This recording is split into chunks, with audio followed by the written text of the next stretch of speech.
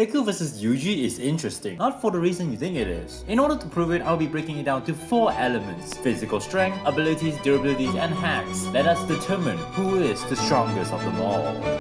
Let's start off with physical strength. Both Deku and Yuji has some of the craziest physical strength. Yuji himself was born with superhuman strength. Even before Sukuna possesses his body, Yuji himself already had some immersive feats such as mastery in martial arts, fast reflex, and much more. But is that enough? Well, let's look at Deku himself. As Deku with the embers of One For All can punch through the sky itself to a point where it can blow away clouds for miles ahead, causing the climax itself to change for a few days. That's of course his base strength without including gear shift and Fajin, 2 support quirks that increase his current gear set. Since we are going along with physical strength, it's unwise to include these special quirks. But overall, I personally think that if faced on 1-to-1, Deku will come out on top. For physical strength, Deku wins. Next up, abilities. Well, this would be interesting. As it was stated himself, Yuji has potential and stands almost equivalent to Sukuna, the strongest sorcerer in history and modern time, as he was able to break the record of throwing 8 black flashes back to back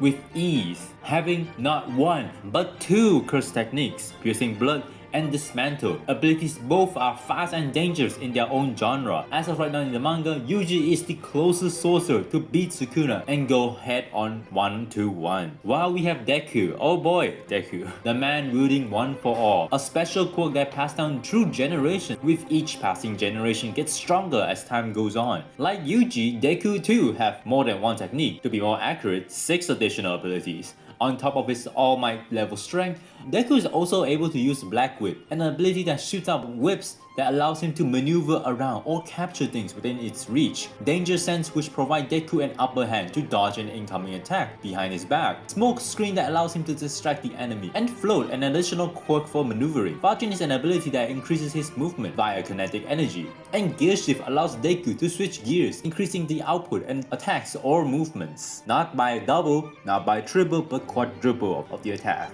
All these combined giving Deku the best arsenal of abilities, and including his intelligence. It's a game changer. So honestly, Deku seriously has to win here. Durability. Let's keep this short and simple. Deku is not winning this for multiple reasons. My main reason is because Deku himself isn't built to withstand punches back to back. Even though in the recent war arc, it was shown that Deku's durability is quite high, well regarded. But he ain't doing shit when faced with the man, the myth himself, YUJI ITADORI. Yuji's durability is insane. When I say insane, I mean it. Yuji is literally the most durable sorcerer compared to other sorcerers. Literally tanked continuous hits from Choso in Shibuya and continue to withstand countless attacks by Mahito in his full form.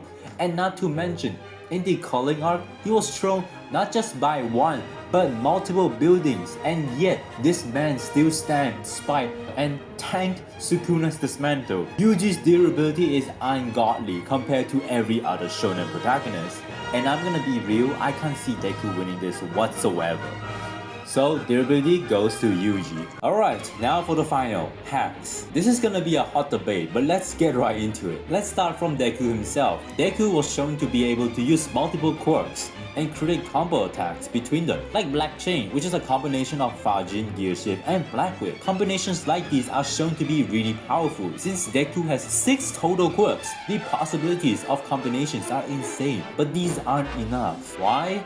Let's look at Yuji. After chapter 264, a mistake of a video, Yuji was shown to have more potential than he is shown to be. This is because Yuji's domain expansion was revealed, and yet it's unclear what it is for the time being. But I have a prediction. Since Yuji is able to punch through one soul, what if his domain expansion is an infinite torture system, an infinite trap trapping his opponents? Since a domain expansion can be avoided, I still think this could be a tough call between them two, as Deku can easily use Danger Sense to avoid Yuji's domain.